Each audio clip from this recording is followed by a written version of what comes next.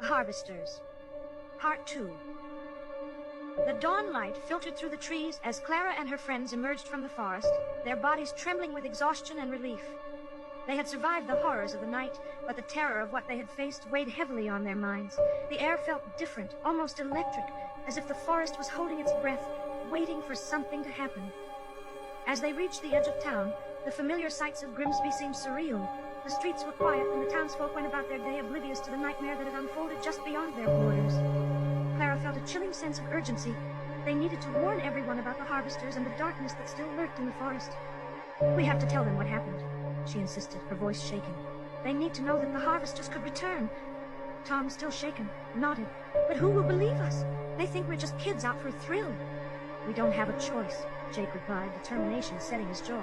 "If we don't act, more people could go missing. We have to make them understand." Gathering their courage, the group headed to the town hall, where the mayor held a meeting with several townspeople. Clara pushed open the heavy doors, her heart racing as she stepped into the room filled with skeptical faces. "Mayor Hargrove," she called out, her voice echoing off the walls. "We need to talk to you. It's urgent." The mayor looked up, eyebrows furrowing in confusion.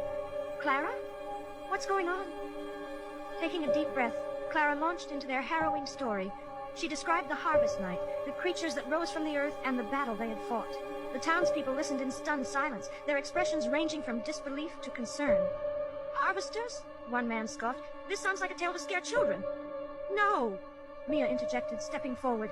"We saw them. We fought for our lives. You have to believe us." The tension in the room thickened, and Clara could see the doubt clouding the mayor's eyes. "Even if there is some truth to your story, what can we do? The harvest night has passed, and everything seems normal now." Clara felt a surge of frustration. "But it won't stay normal. We destroyed their altar, but something tells me they'll be back. We need to prepare." The mayor exchanged glances with the townsfolk, uncertainty etched on his face. "We can't just act on fear. We need evidence. If you have any proof of what you encountered, it would help." Just then, Jake spoke up, his voice filled with urgency. "What if we go back to the forest? We can look for evidence, bones, remnants of the altar, anything that proves we're not lying."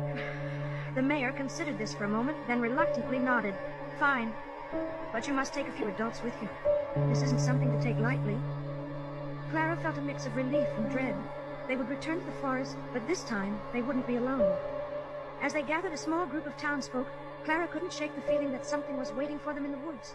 Something that had not been vanquished. The group set off as the sun began to dip in the sky, casting long fingers of light through the trees.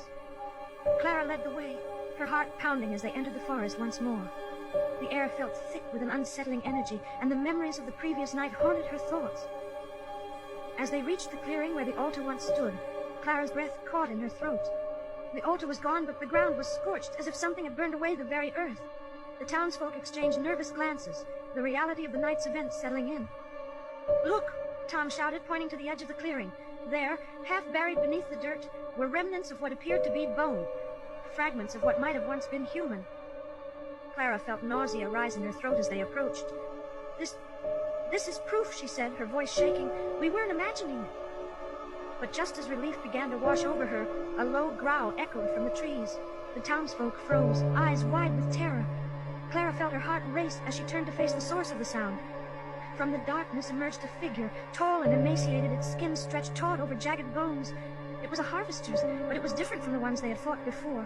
Its eyes glowed with an unnatural light, filled with malice and hunger. "Foolish children," it hissed, its voice a chilling rasp. "You think you've escaped the harvest? You have only awakened our wrath." Panic erupted in the group as more figures emerged from the trees, a twisted assembly of the grotesque. The townsfolk stumbled back, fear gripping them as the harvesters advanced, their forms shifting and writhing in the fading light. "Run!" Clara shouted, adrenaline surging through her veins. "Get back to the town!" They turned to flee, but the harvesters were faster. Clara felt a cold hand graze her ankle as she sprinted, causing her to stumble.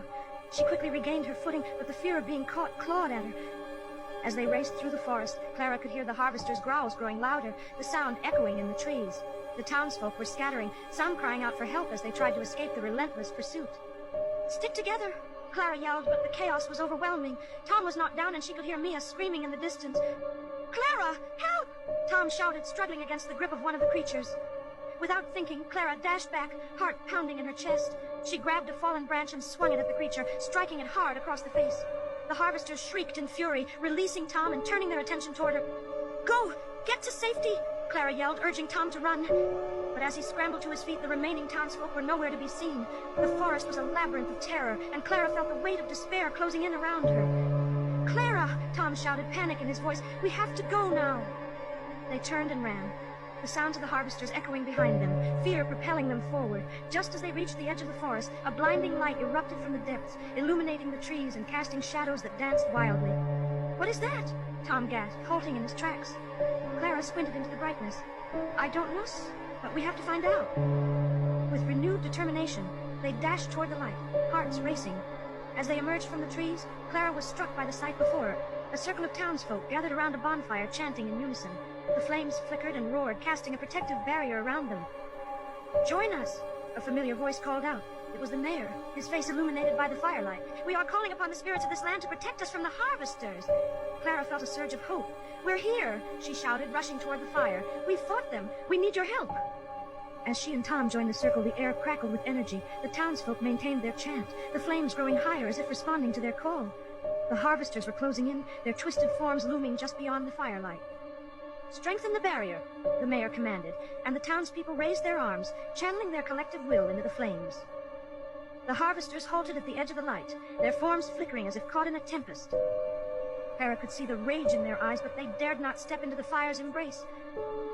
Together, Clara shouted, raising her own arms, we can push them back! With a mighty roar, the townsfolk intensified their chant, and Clara felt the power surge through her. The flames erupted, casting a blinding light that began to push the harvesters back, their forms twisting and writhing in agony. Feel the light of the living, the mayor cried. You will not take our people again! With one final surge of energy, the flames exploded outward, engulfing the harvesters in a brilliant blaze. Their shrieks filled the air, a haunting chorus of despair as they were consumed by the fire. And then, silence. As the last remnants of the harvesters vanished into ashes, the townsfolk stood in stunned silence, the adrenaline of the moment washing over them. Clara breathed in deeply, relief flooding her system. Did we really do it? Tom asked, still shaking. Yes, Clara replied, tears of joy streaming down her face. We faced the darkness together. As the night wore on, the townsfolk shared their stories, uniting in their experience of survival. But Clara knew the truth. The harvesters had been driven back, but the darkness would always linger, waiting for the next opportunity to rise. They had won this battle, but the war against fear and despair was far from over. The bonds they had forged that night would be their greatest weapon against the darkness that threatened to consume them. Together they would stand vigilant, ready for whatever horrors might come next.